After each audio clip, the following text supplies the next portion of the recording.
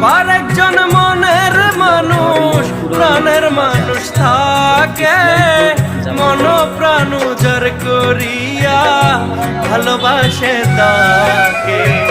সবার একজন মনের মানুষ, প্রাণের মানুষ থাকে, মন প্রাণ উজাড় করিয়া ভালোবাসে তাকে। ভালোবাসে যে যাহা